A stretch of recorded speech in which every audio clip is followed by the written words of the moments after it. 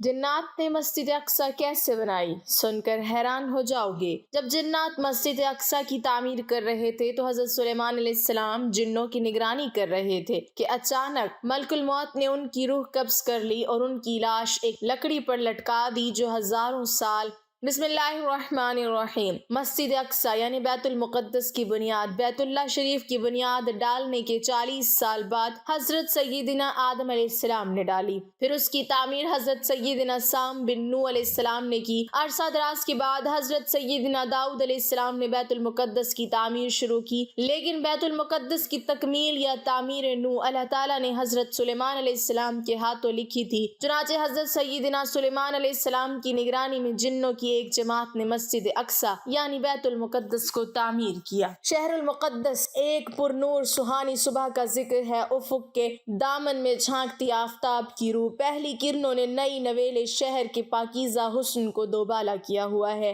لوہے کی مضبوط زنجیروں سے جکڑے شیاطین اور خود سر جنات تن دہی سے اپنے کاموں میں مصروف ہیں۔ قریب ہی ہاتھ میں چمڑے کا کوڑا لیے ایک فرشتہ ان کی نگرانی پر مامور ہے۔ ابھی کچھ دیر ہی گزری تھی کہ اچانک نیلگو آسمان کی شفاف فضاؤں سے چہچہاتے رنگ برنگ خوبصورت پرندوں کے جھرمٹ میں حفاظت پر مامور جنات کے ایک بڑے لشکر کے ساتھ رنگ و نور سے مزین شاہانہ انداز میں تخت سلیمانی جلوہ گر ہوا۔ پیغمبرانہ مصروفیات کے سبب اس مرتبہ وقفہ ذرا طویل ہو گیا تھا۔ شیاطین و جنات نے حضرت سلیمان علیہ السلام کو اپنے درمیان دیکھا تو ان کے کام میں مزید تیزی آ گئی۔ آپ علیہ السلام نے تعمیراتی کام کا جائزہ لیا اور اندازہ لگایا کہ تعمیر و تجدید کا بنیادی کام پایہ تکمیل کو پہنچ چکا ہے، جبکہ آرائش و زیبائش کا کام جاری ہے۔ آپ علیہ السلام نے اطمینان اور خوشی کا اظہار کرتے ہوئے اللہ تعالیٰ کے حضور شکرانے کے کلمات ادا کیے اور بیت المقدس میں کھڑے ہو کر دعائیں کیں۔ حضرت عبداللہ بن عمر سے مروی ہے کہ نبی اکرم صلی اللہ علیہ وسلم نے فرمایا، جب حضرت سلیمان علیہ السلام بن داؤد علیہ السلام بیت المقدس کی تعمیر سے فارغ ہوئے تو انہوں نے اللہ سے 3 چیزیں مانگی۔ اول، میں جو فیصلہ کروں وہ تیرے فیصلے کے مطابق ہو۔ دوم، مجھے ایسی حکومت دے کہ میرے بعد پھر ویسی حکومت کسی کو نہ ملے۔ سوم، جو کوئی اس مسجد میں صرف نماز کے ارادے سے آئے وہ اپنے گناہوں سے ایسا پاک ہو جائے جیسے اس دن تھا جب اس کی ماں نے اسے جنا تھا۔ نبی اکرم صلی اللہ علیہ وسلم نے فرمایا، 2 چیزیں تو اللہ تعالیٰ نے حضرت سلیمان علیہ السلام کو عطا فرمائیں، مجھے امید ہے کہ تیسری بھی عطا کی گئی ہوگی۔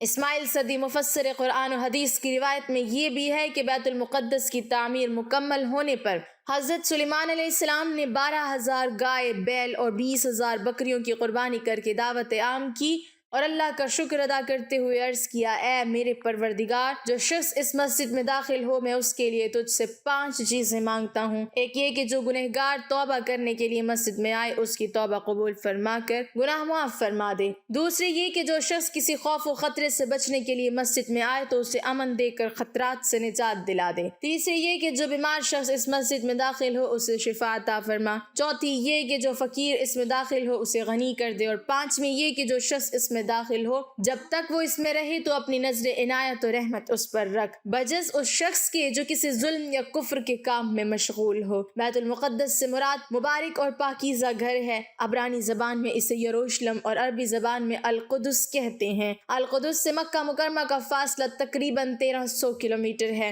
یہ مسلمانوں کا قبلہ اول رہا ہے اور 2 ہجری مطابق 624 عیسوی تک مسلمان بیت المقدس کی طرف رخ کر کے نماز پڑھتے رہے ہیں۔ بیت المقدس پہاڑیوں پر آباد ہے۔ انہی پہاڑی سلسلوں میں سے ایک پہاڑی کا نام کوہ صہیون ہے، جس کے نام پر یہودیوں کی آل تنظیم تحریک صہیونیت قائم کی گئی۔ سب سے پہلے حضرت یعقوب علیہ السلام نے وحی الہی کے مطابق مسجد بیت المقدس کی بنیاد رکھی۔ حضرت یعقوب علیہ السلام کا دوسرا نام اسرائیل تھا، اسی نسبت سے آپ کی اولاد بنی اسرائیل کہلائی۔ 916 قبل مسیح میں حضرت سلیمان علیہ السلام نے مسجد اور شہر کی تعمیر و تجدید کروائی۔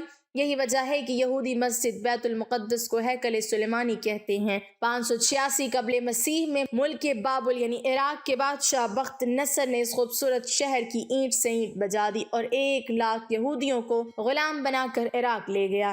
پھر لگ بھگ 50 سال بعد 539 قبل مسیح میں شہنشاہ فارس سائرس اعظم نے باب الفتح کیا اور یہودیوں کو بیت المقدس جانے کی اجازت دے دی، جہاں انہوں نے بیت المقدس شہر اور ہیکل سلیمانی کی دوبارہ تعمیر مرمت کرائی۔ 70 عیسوی میں رومی جنرل ٹائٹس کے ہاتھوں ایک بار پھر یروشلم اور ہیکل سلیمانی تباہ ہوئے۔ 17 ہجری بمطابق 639 عیسوی میں عہد فاروقی میں رومیوں سے ایک معاہدے کے تحت بیت المقدس پر مسلمانوں کا قبضہ ہو گیا۔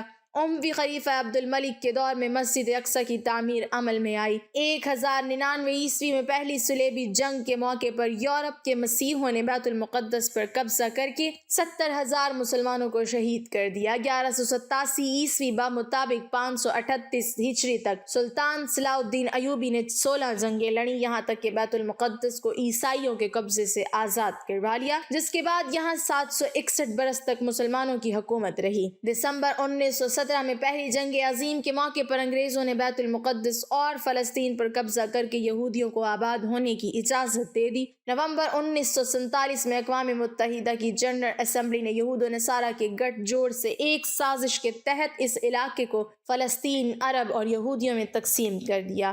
16 مئی 1948 کو یہودیوں نے پہلی صیونی ریاست اسرائیل کے قیام کا اعلان کر دیا۔ 15 مئی 1948 کو پہلی عرب اسرائیل جنگ چھڑی، جس میں اسرائیل نے امریکہ اور یورپ ممالک کی مدد سے عربوں کے ایک بڑے حصے پر قبضہ کر لیا، جس کے نتیجے میں 75,000 فلسطینی بے گھر ہو گئے۔ 5 جون 1967 کو عرب ممالک اور اسرائیل میں تیسری بار جنگ کا آغاز ہوا۔ اس 6 روزہ جنگ میں اسرائیل نے پورے فلسطین پر قبضہ کر کے فلسطینیوں پر ظلم و ستم کے پہاڑ توڑ دیے۔ یہودیوں کے بقول 70 عیسوی میں جنرل ٹائٹس کے ہاتھوں تباہی کے بعد بھی ہیکل سلیمانی کی ایک دیوار کا کچھ حصہ محفوظ ہے، جہاں 2000 سال سے یہودی زائرین آ کر رویا کرتے ہیں، اسی لیے اسے دیوار گریہ کہا جاتا ہے۔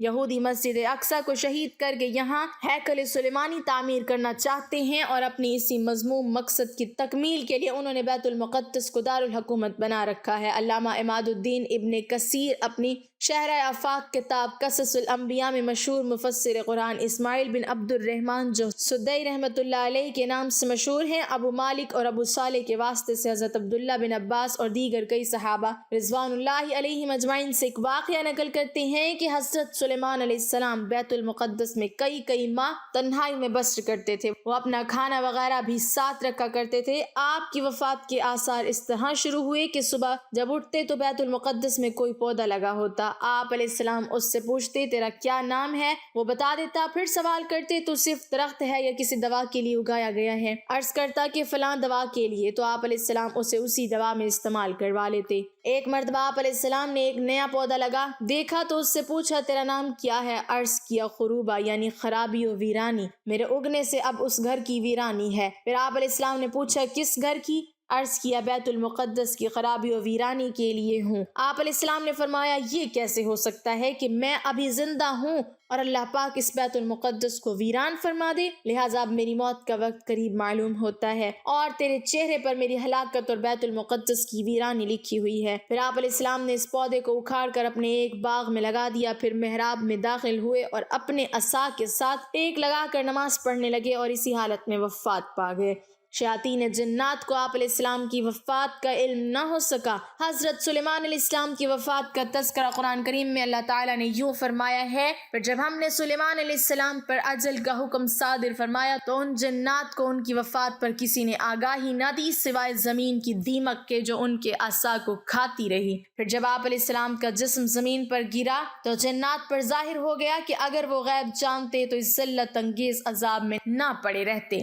مولانا حفظ الرحمان مشہور مفسر اسماعیل سدی کے حوالے سے لکھتے ہیں کہ حضرت سلیمان علیہ السلام کی زندگی ہی میں بنی اسرائیل میں یہ خود ساختہ گمراہی شروع ہو گئی تھی کہ نعوذ باللہ حضرت سلیمان علیہ السلام کا سکھایا ہوا علم سحر ہے، اور نعوذ باللہ حضرت سلیمان علیہ السلام اس جادو ہی کی وجہ سے اتنی بڑی حکومت کے مالک تھے۔ قرآن مجید نے بنی اسرائیل کے لگائے ہوئے اس بہتان کی مدلدل تردید کی اور حضرت سلیمان علیہ السلام کی پیغمبرانہ عظمت کو نمایاں اور روشن کرتے ہوئے بتایا کہ حضرت سلیمان علیہ علیہ السلام کا دامن جادو کی نجاست سے پاک ہے۔ اس کے ساتھ ہی بنی اسرائیل نے یہ کہنا شروع کر دیا تھا کہ جنات علم غیب جانتے ہیں۔ چنانچہ جب حضرت سلیمان علیہ السلام کو اس کا علم ہوا تو انہوں نے ان شیاطین ان تمام نوشتوں کو حاصل کر کے اپنے تخت کے نیچے دفن کر دیا تاکہ جن و انس میں سے کسی کو بھی وہاں تک پہنچنے کی جرت نہ ہو سکے، اور ساتھ ہی یہ فرمان جاری کر دیا کہ جو شخص سحر کرے گا یا جنات کے متعلق علم غیب کا عقیدہ رکھے گا تو اسے اس جرم میں قتل کر دیا جائے گا۔ لیکن جب حضرت سلیمان علیہ السلام کا انتقال ہو گیا تو شیاطین نے اس مدفون ذخیرے کو نکال لیا اور بنی اسرائیل میں یہ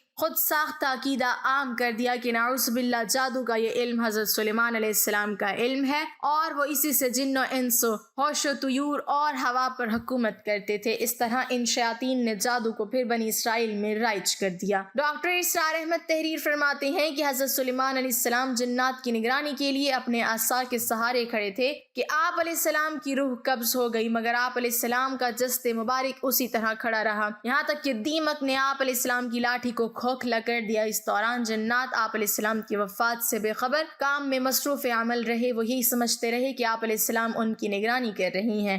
جب وہ گر پڑے تو جنات پر واضح ہو گیا کہ اگر وہ غیب کا علم جانتے تو اس ذلت کے عذاب میں نہ پڑتے۔ مولانا احمد رضا خان بریلوی کنز الایمان میں بیان فرماتے ہیں کہ حضرت سلیمان علیہ السلام نے بارگاہ خداوندی میں دعا کی تھی کہ ان کی وفات کا حال جنات پر ظاہر نہ ہو تاکہ انسانوں کو معلوم ہو جائے کہ جن غیب نہیں جانتے۔ پھر آپ علیہ السلام محراب میں داخل ہوئے اور حسب عادت نماز کے لیے اپنے عصا پر ٹیک لگا کر کھڑے ہو گئے۔ جنات حسب دستور آپ علیہ السلام کی خدمت میں مصروف رہے اور یہ سمجھتے رہے کہ آپ علیہ السلام زندہ ہیں۔ آپ علیہ السلام کا عرصہ دراز تک اس حالت میں رہنا ان کے لیے حیرت کا باعث نہیں ہوا، کیونکہ وہ بارہا دیکھتے تھے کہ آپ علیہ السلام 1 ماہ 2 ماہ یا اس سے بھی زیادہ عرصے تک عبادت میں مصروف رہتے تھے، حتیٰ کہ پورے 1 سال تک جنات کو آپ علیہ السلام کی وفات کا علم نہ ہو سکا۔ اگر انہیں غیب کا علم ہوتا تو 1 سال تک عمارت کے کاموں میں تکلیف اٹھاتے نہ رہتے۔ دکھ درد امراض موت کے قاصد ہیں۔ امام نووی رحمۃ اللہ علیہ نے حضرت ابن عباس سے روایت کی ہے کہ رسول اللہ صلی اللہ علیہ وسلم نے فرمایا، جتنے امراض، درد اور زخم ہیں یہ سب موت کے قاصد ہیں۔ انسان کو اس کی موت یاد دلاتے ہیں، پھر جب موت کا وقت آ جاتا ہے تو ملک الموت مرنے والے کو مخاطب کر کے کہتا ہے، اے بندہ خدا، میں نے بس صورت امراض حوادث کتنے قاصد بھیجے تجھے خبردار کرنے کے لیے کہ اب تو موت کی تیاری کر لے۔ اب میں تیرے پاس آ پہنچا ہوں جس کے بعد کوئی اور خبر دینے والا یا کوئی قاصد نہیں آئے گا۔ اب تو اپنے رب کے حکم کو لا محالہ جانے گا، خواہ خوشی سے ہو یا مجبوری سے۔ ابو داؤد شریف میں حضرت اسامہ سے مروی ہے کہ حضرت سلیمان بن داؤد علیہ السلام نے ملک الموت سے کہا کہ جب تیرا ارادہ میری روح قبض کرنے کا ہو تو مجھے اس کے متعلق پہلے سے بتا دینا۔ ملک الموت نے کہا، ایسا نہیں ہو سکتا کہ میں آپ کو اس سے آگاہ کر سکوں، کیونکہ جب موت کا دن آ جاتا ہے تو مجھے کتاب دی جاتی ہے جس میں مرنے والوں کے نام درج ہوتے ہیں۔ دراصل ملک الموت کسی کی موت کا وقت پہلے سے نہیں جانتے جب تک کہ اسے حکم نہ دیا جائے کہ فلاں کی روح قبض کر لو۔ حضرت عبد الرحمن بن زید سے مروی ہے کہ حضرت سلیمان علیہ السلام کے پاس ملک الموت آئے اور کہا کہ مجھے آپ کی روح قبض کرنے کا حکم ملا ہے۔ اب آپ علیہ السلام کے پاس چند گھڑیاں ہیں۔ حضرت سلیمان علیہ السلام نے یہ سن کر فوری طور پر جنات کو بلوائے اور اپنے گرد شفاف شیشے کی ایسی عمارت بنوائی جس میں کوئی دروازہ نہ تھا۔ پھر آپ اپنے عصا سے ٹیک لگا کر نماز میں مشغول ہو گئے۔ اتنے میں وقت مقررہ پر ملک الموت داخل ہوئے اور روح قبض کر لی۔ شیاطین آپ کو دیکھتے کہ عبادت میں مصروف ہیں اور کام پر لگے رہتے، پھر اللہ نے گھن لگانے والے کیڑے کو بھیجا اور جو لاٹھی کو کھاتا رہا حتیٰ کہ اندر سے وہ کھوکھلی ہو گئی اور حضرت سلیمان علیہ السلام کا بوجھ نہ سنبھال سکی اور وہ گر گئے۔ ایک شیطان ہمت کر کے کسی طرح اندر داخل ہوا اور آپ علیہ السلام کو اس حال میں دیکھا تو فوراً باہر نکلا اور سب کو خبر دی کہ حضرت سلیمان علیہ السلام تو کب کے وفات پا چکے ہیں۔ لوگوں نے دیکھا کہ لاٹھی کو زمینی کیڑا یعنی گھن لگ گیا ہے، لیکن اب یہ پتہ نہیں لگ رہا تھا کہ وفات کو کتنا عرصہ ہو چکا ہے، لہٰذا انہوں نے زمینی کیڑے دیمت کو ایک دوسری لاٹھی پر رکھا جو دن رات اس کے کچھ حصے کو کھاتا رہا۔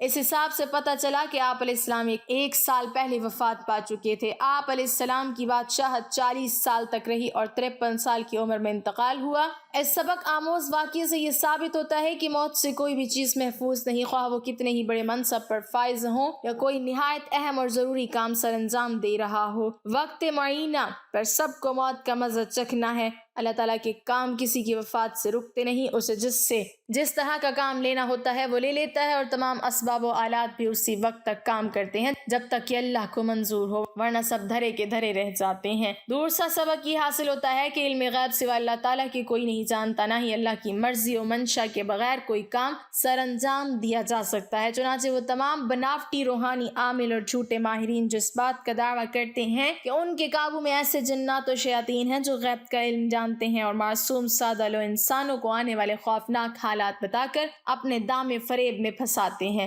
جان لیں کہ بہت جلد وہ دوزخ کی آگ کا ایندھن بنیں گے۔ اللہ تعالیٰ ہمیں دین کی مکمل سمجھ نصیب فرمائے اور ہمیں نیکوکاروں میں شامل کرے، آمین۔ ناظرین، کمنٹ باکس میں اللہ تعالیٰ کے 99 ناموں میں سے ایک نام ضرور ٹائپ کریں۔